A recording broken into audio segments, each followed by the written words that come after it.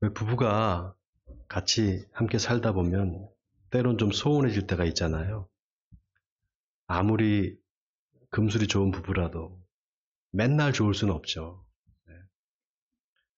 소위 말하는 권태기가 있습니다. 예전만큼 설레이지도 않고 또 사소한 일에 다툼이 잦아지고 혼자 있는 시간이 더 편하게 느껴진다. 그러면 이제 권태기가 시작되는 겁니다. 그럴 때 어떻게 해야 되느냐? 어떻게 해야 될까요? 어떻게 해야 될까요? 이 시기를 잘 넘기기 위해서는 서로 노력을 해야 됩니다. 좀 더 상대방을 이해하려는 노력을 해야 돼요. 신앙생활도 마찬가지입니다. 신앙에도 권태기가 있어요. 예수님을 처음 영접했을 때는 매일매일의 삶이 꿈만 같습니다. 말씀을 들으면 은혜 받고 막 눈물이 나고 성경을 밤새도록 읽어도 또 읽고 싶고 그런데 시간이 지나면서 믿음도 점차 식어집니다. 교회에 나와서 예배를 드리는 게 점점 종교적인 의무가 돼버리고 설교를 들어도 별로 은혜가 안 되고 그런 영적인 권태기가 찾아옵니다.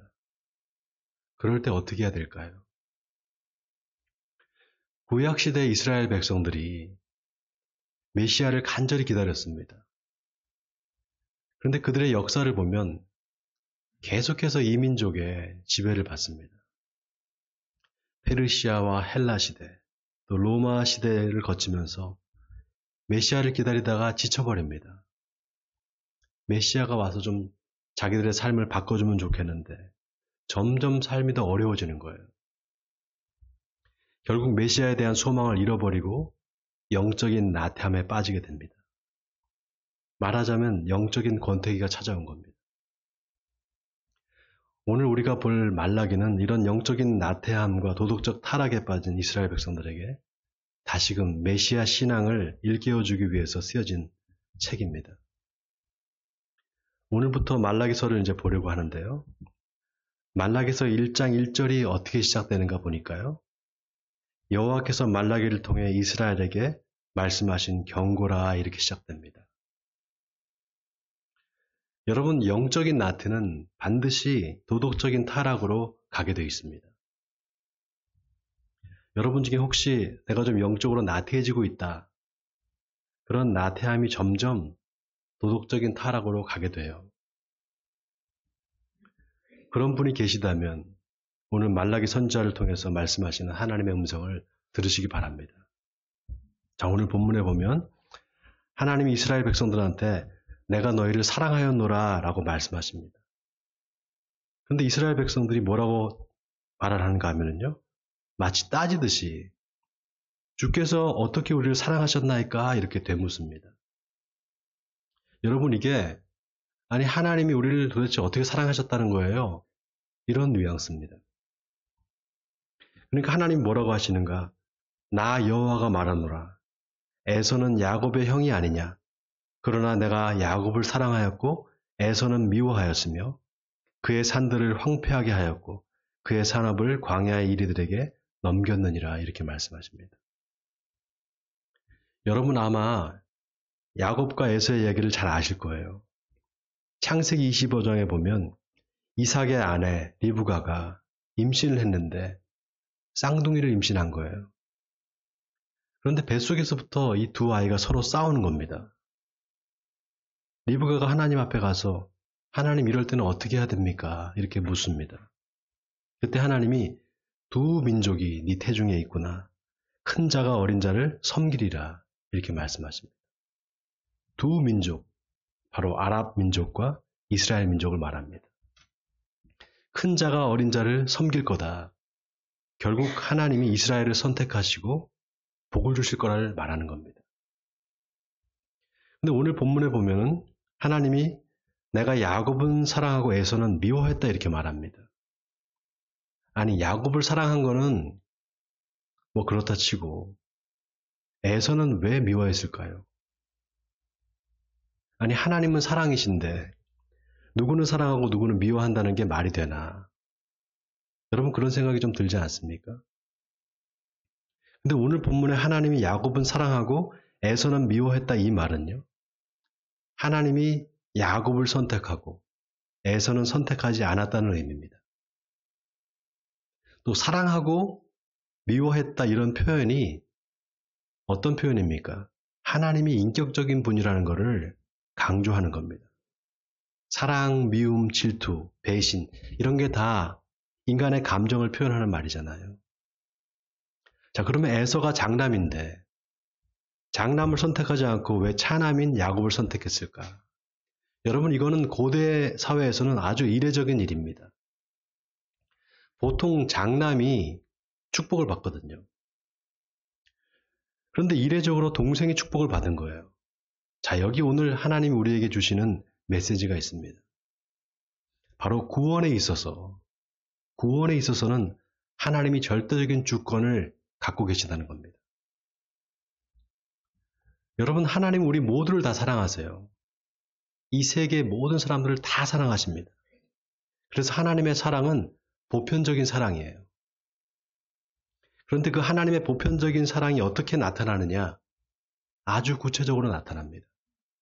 예를 들면 하나님이 한 사람을 선택하시는 거예요. 그리고 그의 삶에 찾아오시고 그의 삶을 인도하십니다. 그것도 아주 구체적으로 인도하세요. 그 한 사람의 삶을 통해서 하나님이 어떤 분인지를 보여주시는 겁니다. 그 대표적인 사례가 바로 아브라함이죠. 어느 날 갑자기 갈대아 우르에 살던 아브라함을 하나님께서 찾아오시잖아요. 그리고 만나주십니다. 그리고는 그와 언약을 맺으세요. 이삭도 마찬가지고 야곱도 마찬가지입니다. 하나님이 당신의 보편적인 사랑을 구체적으로 보여줄 모델을 삼으신 겁니다. 자, 그런데 보세요. 오늘 본문을 가만히 보면은 이스라엘 백성들이 하나님께 주께서 어떻게 우리를 사랑하셨나이까 이렇게 물어보잖아요. 그런데 하나님이 야곱을 어떻게 사랑했는지를 이야기하기보다 에서를 어떻게 미워했는지를 이야기를 합니다. 좀 이상하지 않습니까? 이스라엘 백성들은 하나님, 우리를 어떻게 사랑했다는 겁니까? 이렇게 물어봤는데 하나님은 내가 너희를 이렇게 사랑했다고 말하지 않고 내가 에서를 미워했다라고 말해요. 그리고 에서에 대한 이야기만 계속합니다. 왜 이렇게 성경을 기록을 했을까? 여러분, 문학작품이나 영화에서 거울 효과라는 게 있습니다. 혹시 들어보셨어요? 거울 효과. 미러링이라고 합니다, 영어로. 등장인물 간의 유사성이나 대조를 통해서 의미를 강화할 때 바로 이 거울 효과를 씁니다. 예를 들면 주인공과 악당이 서로 거울 같은 존재로 묘사가 되는 겁니다. 그러니까 오늘 본문에 하나님이 에서에 대해서 이야기를 하지만 실은 야곱에 대해서 이야기하고 계시는 거예요. 자, 오늘 본문 3절을 보세요. 하나님이 그의 산들을 황폐하게 하였고 그의 산업을 광야의 이리들에게 넘겨줬다 이렇게 말합니다. 자, 여기 산들은 에서의 후손들, 바로 에돔 족속들이 살던 세일산을 말합니다. 그 세일산을 하나님이 황폐하게 하셨다는 거예요. 자, 그 다음 4절을 우리 한번 같이 읽어보겠습니다. 다 같이 읽겠습니다. 4절입니다. 시작. 에돔은 말하기를 우리가 무너뜨림을 당하였으나 황폐된 곳을 다시 쌓으리라 하거니와 나 만군의 여호와는 이르노라. 그들은 쌓을지라도 나는 헐리라. 사람들이 그들을 일컬어 악한 지역이라 할 것이요 여호와의 영원한 진노를 받은 백성이라 할 것이며. 자, 여러분 보세요. 하나님이 에돔이 사는 곳을 허물고 황폐하게 하시니까 에돔 사람들이 뭐라고 하는가 하면요. 우리가 무너짐을 당해도 다시 쌓으리라 이렇게 말합니다. 그러니까 하나님이 너희가 쌓으면 내가 다시 헐 거다 이래요. 아니, 하나님 무슨 철천지 원수도 아니고 왜 그렇게 에돔을 못 잡아먹어서 안달일까? 여러분, 바로 이게 미러링 거울 효과입니다. 그러니까 지금 이게 에돔을 빗대서 실은 이스라엘 백성들한테 하는 말이에요. 이스라엘 백성들 너희들아, 너희가 싸우면 내가 또 무너뜨리고 또 싸우면 또 무너뜨리겠다 이 말입니다. 여러분, 에돔 족속이 살던 산이 세일산이거든요. 그럼 이스라엘 백성들이 살던 산은 어딜까요? 에돔 족속이 살던 산은 세일산이고, 이스라엘 백성들이 살던 산, 시온산입니다. 시온산. 여러분, 시온산에 뭐가 있죠? 시온산에 뭐가 있습니까? 예루살렘 성전이 있잖아요. 그러니까 이거는 그냥 단순한 문제가 아니라 영적인 문제라는 것을 암시하는 겁니다. 뭔가 영적으로 문제가 있기 때문에 그걸 황폐하게 하겠다 이 말입니다. 바로 이것도 미러링이죠.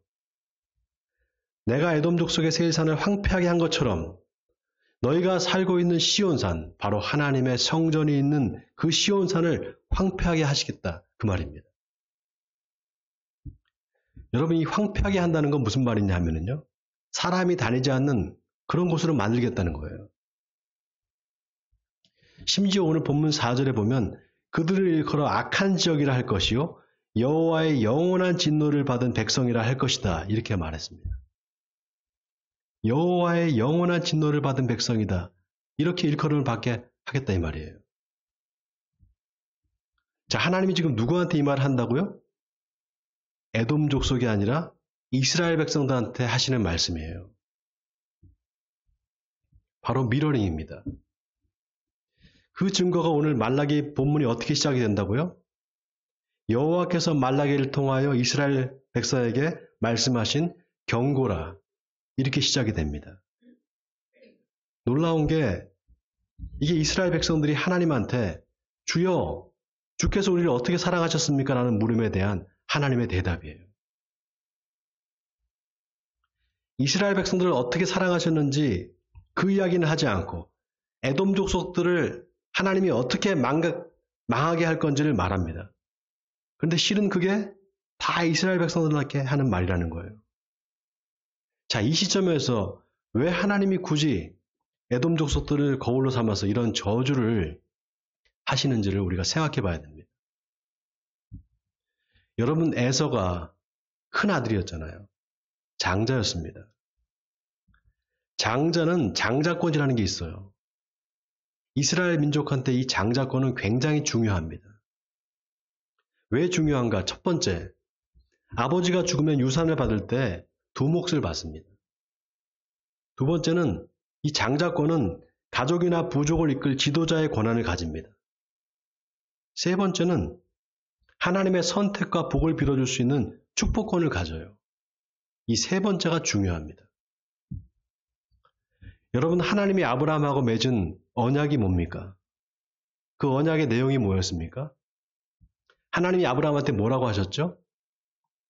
너는 복이 될지라, 너는 복이 될지라 그랬잖아요. 이 말은 네가 복의 통로가 될 거다 이 말입니다. 즉, 너를 통해서 사람들이 다 복을 받게 된다는 거예요. 그러니까 말하자면 축복권을 준 거예요. 여러분이 축복이라는 말이 한자어거든요. 빌축자의 복복자입니다. 그러니까 축복권은 복을 빌어주는 권한을 말해요. 근데 목사님들이 그러잖아요. 우리 다 같이 축복받기 위해 기도합시다 그러잖아요. 그거 잘못된 말이에요. 왜냐, 축복은 남을 위해서 내가 복을 빌어주는 거지 내가 복을 받는 게 아닙니다. 아니, 복을 내가 받아야 좋지. 복을 빌어주는 게 뭐가 대단한 건가? 그 축복권이 모르면 대단한 건가? 그렇게 생각이 들잖아요. 여러분, 근데 그게 아니에요. 그 복이 궁극적으로 뭡니까? 하나님께서 말씀하시는 그 복이 궁극적으로 뭡니까? 바로 예수 그리스도의 계보를 잇는 복이에요. 믿음의 계보를 잇는 복입니다. 이 엄청난 축복권을 에서는 아주 가볍게 생각한 거예요. 아니, 지금 배가 고파 죽겠는데 무슨 그까지 장자권이 뭐가 나한테 유익하겠나? 그리고는 팥죽 한 그릇에 장자권을 팔아버리잖아요. 여러분, 성경에 보면 에서가 사냥을 하고 와서 너무 배가 고픈데 야곱이 팥죽을 쓰고 있는 거예요. 그걸 본 에서가 뭐라고 하는 줄 압니까? 야, 그 붉은 거, 그거를 좀 갖고 와. 그걸 좀 나를 먹게 해줘 이렇게 말합니다. 붉은 것, 히브리 말로 에돔입니다. 그래서 에서의 별명이 에돔이에요. 성질이 급하고 참지 못하는 그런 성질에 그저 장자권을 팥죽 한 그릇에 팔아버리는 겁니다.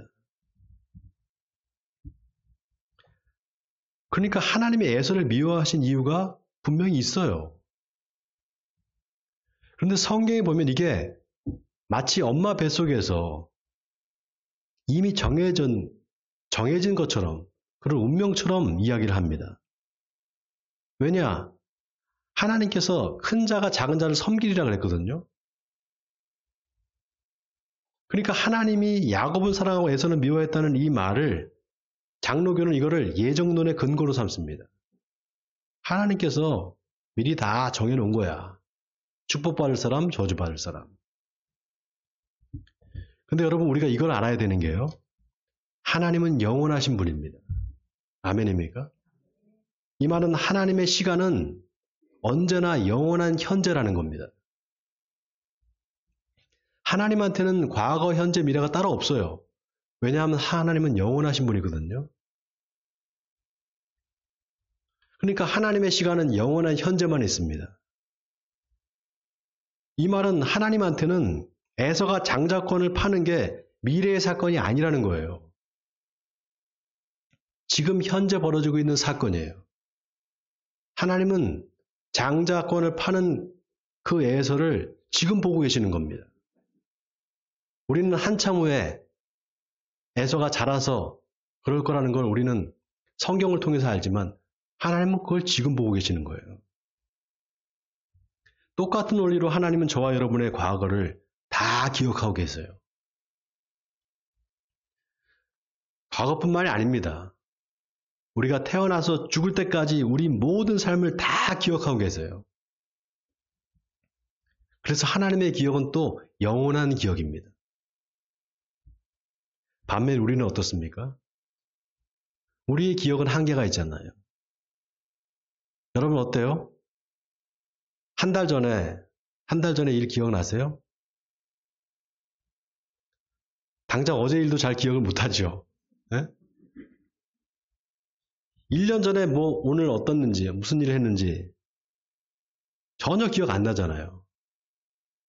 당장 어제 아침에 뭘 먹었는지도 저는 기억을 못하겠어요. 기억이 가물가물해요.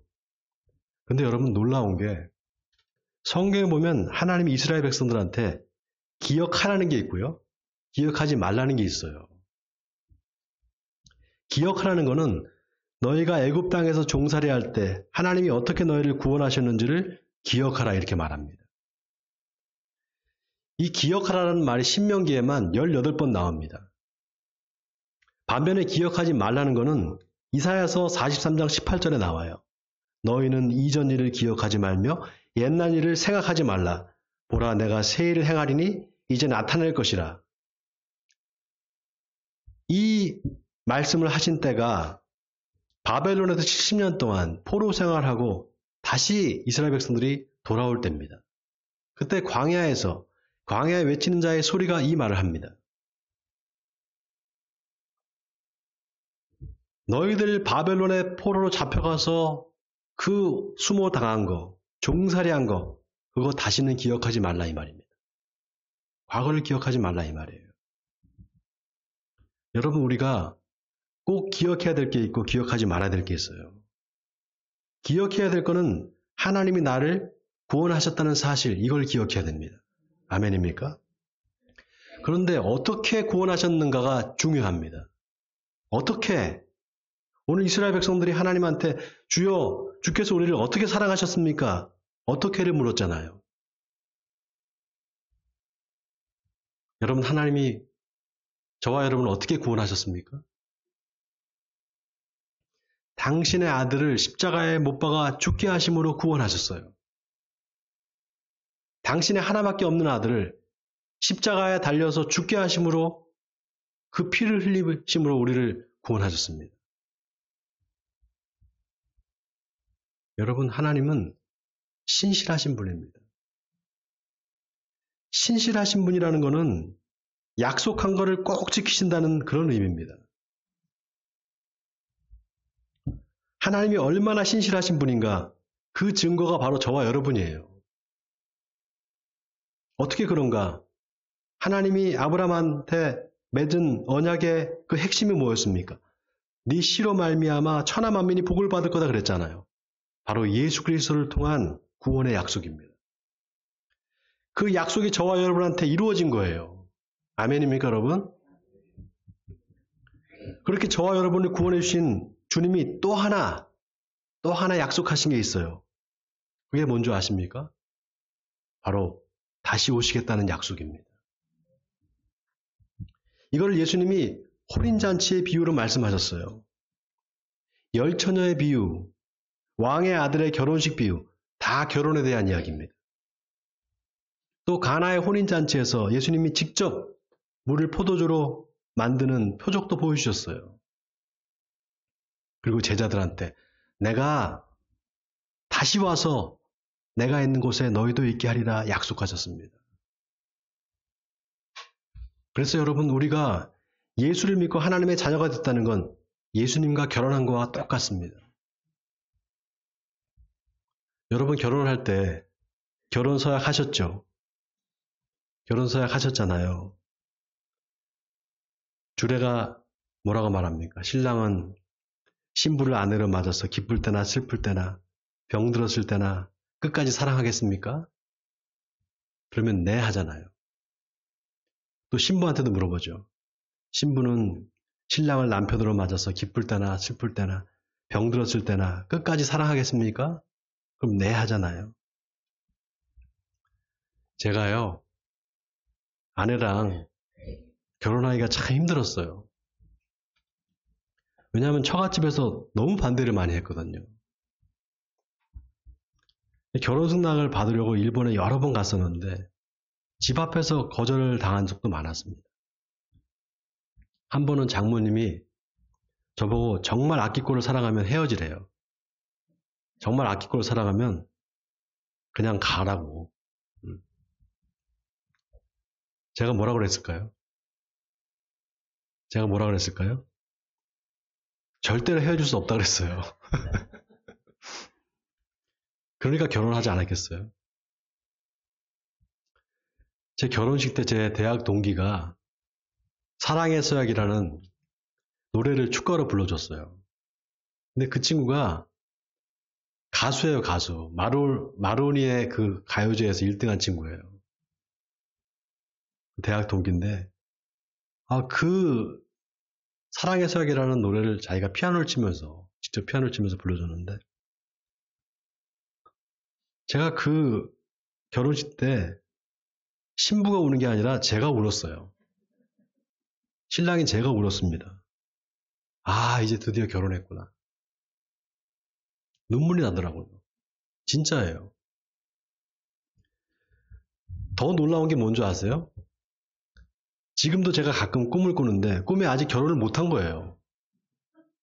꿈에 결혼을 못한 거예요. 너무 당황스러운 거죠. 꿈에서. 이걸 제 친구 정신과 원장이 있어요. 이야기를 하니까 진짜 이상한데요. 그래요. 저보고 이상하대요. 근데 제가 가만히 생각해 보니까 이 꿈이 보통 꿈이 아니에요. 계시 꿈이에요. 왠 줄 아세요? 여러분, 우리가 다 예수님의 신부잖아요. 예수님이 신랑이죠. 그런데 완전한 결혼식을 올린 게 아니에요, 아직. 정혼한 사이예요. 물론 유대인들의 풍습에 정혼은 결혼과 똑같습니다. 법적으로 똑같은 효력을 가져요.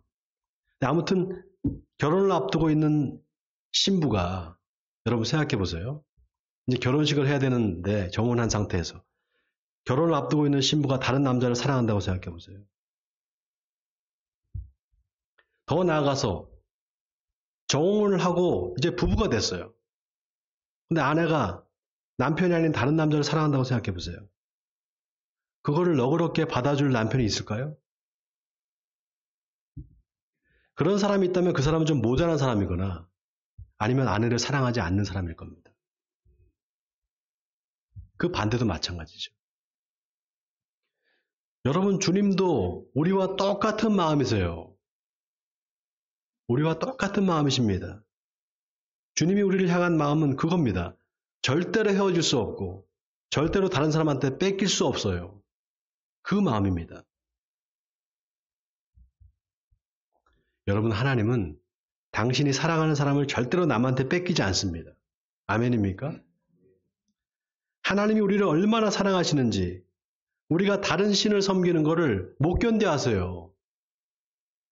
너무 고통스러워 하세요.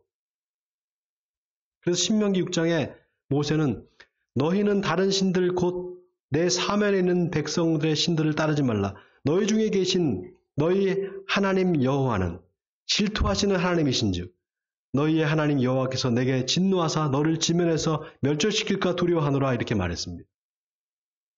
여기 질투한다는 말이 히브리 말로 칸나라는 단어를 썼습니다. 이 단어는 언약에 대한 열정과 충실함을 표현할 때 이 말을 씁니다. 하나님은 이스라엘 백성들이 언약에 충실하기를 바라시는데 이스라엘 백성들은 자꾸 하나님을 떠나서 우상신을 믿는 겁니다. 하나님을 배신하는 거예요. 그 배신에 대한 하나님의 반응을 질투라는 말로 표현한 겁니다. 여러분, 이거는 단순히 너는 나만 사랑해야 돼 이런 이기적인 의미가 아닙니다. 깊은 사랑과 연민에서 비롯된 상호 충실함을 요구하는 감정입니다. 여러분, 우리는 하나님을 떠나서 살 수 없는 사람들입니다. 그런데 문제는 자꾸 하나님을 떠나서 잘 살 수 있을 것 같은 거예요. 우리 마음이. 그래서 집 나간 탕자처럼 방황하다가 회개하고 돌아오고 또 얼마 지나서 다시 집을 나가고 계속 이거를 반복하는 게 우리의 모습 아니겠습니까? 사랑하는 성도 여러분, 하나님의 사랑은 변하지 않습니다. 늘 변하는 건 우리 마음입니다. 하나님은 언제나 우리를 사랑의 눈으로 지켜보고 계십니다. 그 하나님을 실망시키지 말게 하시길 바랍니다. 바라기는 여러분의 약해진 믿음을 다시 붙잡으시길 바랍니다. 그리고 내 아버지 집에는 양식이 많은데 나는 여기서 굶어 죽는구나. 내가 일어나 아버지께로 다시 돌아가리라 결심하고 다시 돌아간 둘째 아들처럼 주님께로 다시 돌아가시길 바랍니다. 그래서 주님의 집에서 영원한 안식을 누리는 에베네셀 성도님들 되시기를 주님의 이름으로 간절히 축원드립니다.